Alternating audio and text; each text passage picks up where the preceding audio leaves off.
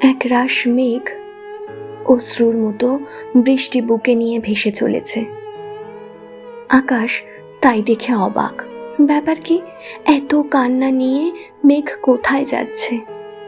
মাঝ বাতাসে দাঁড় করিয়ে জিজ্ঞেস করল, কার ঘরে আগুন লেগেছে?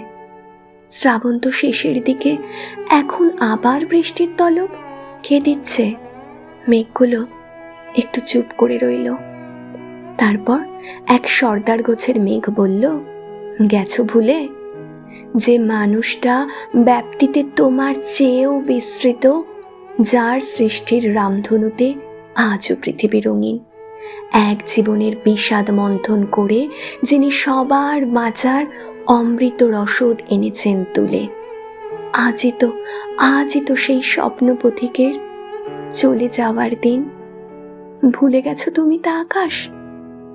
এমনই এক শ্রাবণ সন্ধ্যায় পূর্ণিমা চাঁদ কত ম্লান হয়ে কেঁদেছিল, মনে নেই তাকে? বাতাসও সেদিন এক নিদারুণ হাহাকারে শুনেছিল কোটি হাহুতাশ। কতটা আঁধার হয়ে শোক নেমেছিল সেই কালো রাত। তুমি ভুলে গেলে নাকি? আকাশ স্তব্ধ হলো। তার মনে এলো সেই পরিচিত মুখ, সভ্যতার শেষ ঋষির। পথ ছেড়ে সে মেঘেদের বলল, যাও, পৃথিবীকে দেখাও কতটা বিষণ্ণ আজও আমাদের মন। ঈশ্বর হারানোয় আমাদের কান্নারা ঝরুক অঝরে ধরে রূপ বৃষ্টির।